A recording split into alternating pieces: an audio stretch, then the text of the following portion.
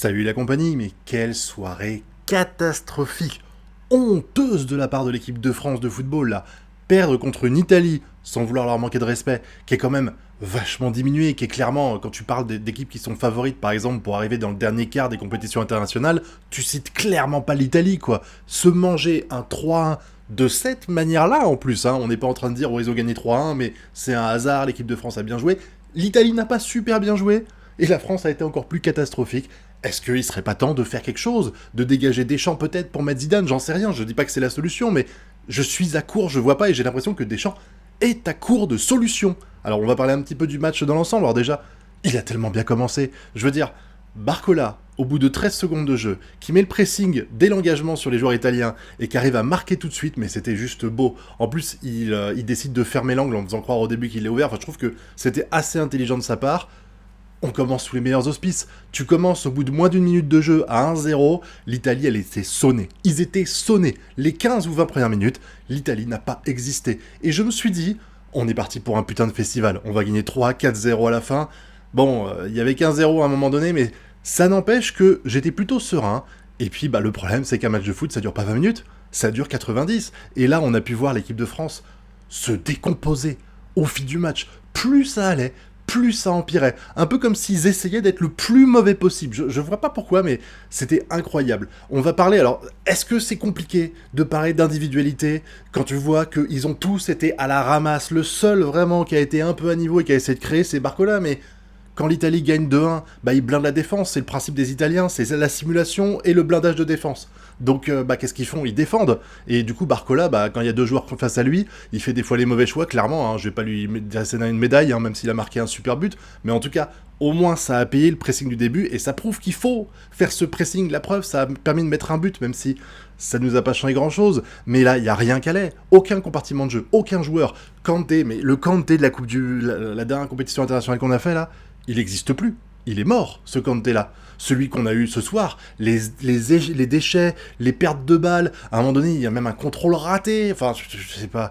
Il y a un vrai problème. Il y a un vrai problème, peut-être de rythme, je sais pas. Est-ce que c'est dû au fait qu'il joue en Arabie Saoudite et que peut-être, je sais pas comment, quand ils reprennent les entraînements et tout ça, mais là, Kanté, il était clairement pas à niveau. Et si c'était le seul, putain, mais tout c'était mauvais.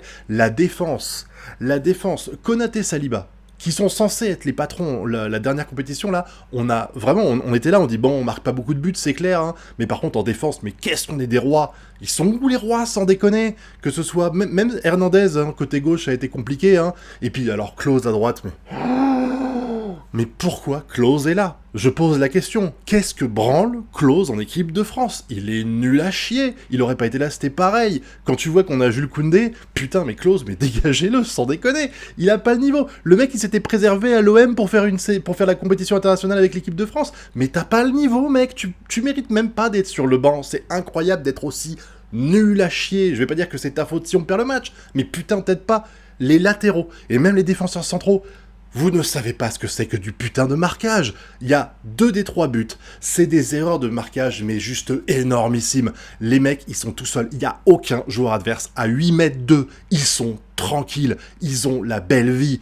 Putain, mais de l'autre côté, dès qu'il y avait une action française, mais t'as 6 défenseurs, t'as pas un attaquant qui est tranquille, même si des fois, on est d'accord, ils peuvent toujours se libérer du marquage, mais il y a toujours un pressing la seconde où ils touchent le ballon. C'est comme ça que ça fonctionne le foot, bordel de merde. Comment ça se fait que des mecs qui sont internationaux, donc qui sont censés être les meilleurs des 65 millions de Français, ils savent pas faire ça, bordel de merde? C'est quoi ça? Le marquage, les gars, bordel. Quand on perd le match face à l'Espagne, là, dans la dernière compétition, c'est dû à ça. C'est le mec, il a la balle, Rabiot, il regarde, il fait « Oh, ce serait quand même vachement con de l'empêcher de tirer. » Le mec, il tire et il marque, là, Yamal, tranquille, personne n'emmerde.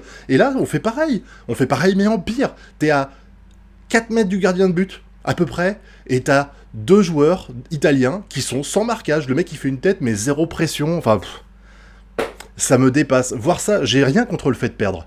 Mais il faut perdre parce que en face, ils sont plus forts que nous. Là, l'Italie, ils ont fait tellement d'erreurs individuelles, il y a tellement de déchets dans leur jeu. Et puis, comme je crois que ça a été... Alors après, je sais pas si c'est vrai, mais Magnan a dit que sur l'équipe d'Italie, ça m'étonnerait qu'il ait dit ça, mais je le prends quand même pour argent comptant, c'est que si tu prends poste pour poste, par rapport à l'équipe de France, je pense qu'il y a peut-être 1 ou 2 joueurs qui sont meilleurs que l'individuel français en face. Et ils nous ont roulé dessus parce qu'on est nul à chier. Alors, est-ce que c'est la faute de Deschamps?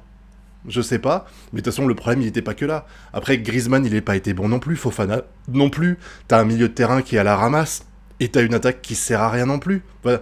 Olise, il a fait des trucs encourageants dès le départ, mais bah après, très vite, il a fait comme tout le monde. Hein. Il a regardé le jeu faire.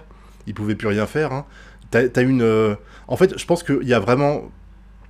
Pour moi, il y a deux problèmes. On peut pas vraiment dire que c'est la faute... Enfin, c'est pas que je vais pas dire que c'est la faute des attaquants, parce que, bordel, il a vraiment été mauvais Mbappé encore une fois. On en reparlera après.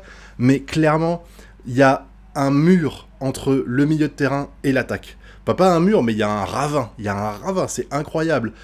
Il manque un Pogba. On est toujours au même point. Parce que quand Pogba était là, il faisait des putains de caviar aux attaquants. Et à un moment donné, Griezmann, quand il a été redescendu un petit peu, il était en attaque et il est redescendu un peu plutôt en milieu offensif, il a fait le rôle de Pogba brillamment pendant un certain paquet de temps. Mais à un moment donné, bah, tu sens que l'âge le rattrape, la confiance aussi, parce que quand t'es remplaçant la moitié du temps, alors qu'on t'explique, oh, c'est mon chouchou Griezmann, mais je le fais jouer 20 minutes à la fin du match, bah forcément, mentalement, c'est plus difficile. Donc Griezmann, bah, il est plus capable de jouer les pompiers et remplacer Pogba. Et quand tu vois le milieu de terrain, Griezmann, Kanté, Fofana, bah, c'était catastrophique, quoi. Donc après, les attaquants, ils essayent entre eux de faire quelque chose, mais ils peuvent pas grand-chose. Mbappé, c'est l'ombre de lui-même. Depuis la Coupe du Monde, il n'existe plus. Je suis désolé. Je suis désolé. En tout cas, c'est pas qu'il est mauvais, mais c'est que il est beaucoup moins bon que ce que les gens disent. Comment tu peux aujourd'hui considérer Mbappé comme dans le top 2 ou top 3 mondial? C'est impossible pour moi. Marketingment parlant, c'est peut-être le top 2 ou top 3 mondial en termes d'argent rapporté. Mais il est pas bon.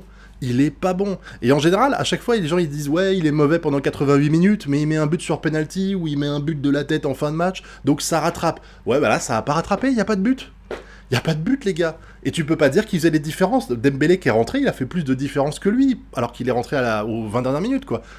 Qui a pas été bon non plus, hein, Dembélé, on est d'accord, mais c'est pour montrer. Et Barcola, bah, je vous dis, il a essayé de faire ce qu'il pouvait, mais il peut pas faire de miracle, Barcola. Il est bon, mais pas au point de pouvoir faire prendre 3 joueurs à la fois, ça se voit. Le peu de fois où il a essayé, il a fait des erreurs et ça a pas donné.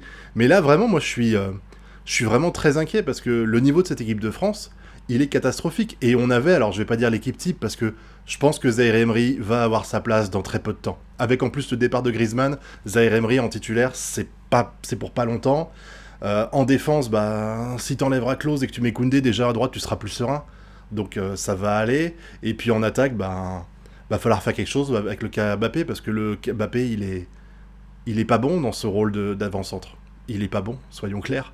Et à gauche, t'as un Barcola étincelant qui est en train de pousser la porte. Tu peux pas mettre Mbappé à gauche et dire à Barcola tu sors. Ça me paraît compliqué. Donc il va falloir trouver une solution à un moment donné. Mais là, on n'en a pas. Ça a été vraiment un match complet. C'était humiliant. C'était humiliant pour l'équipe de France. Vraiment.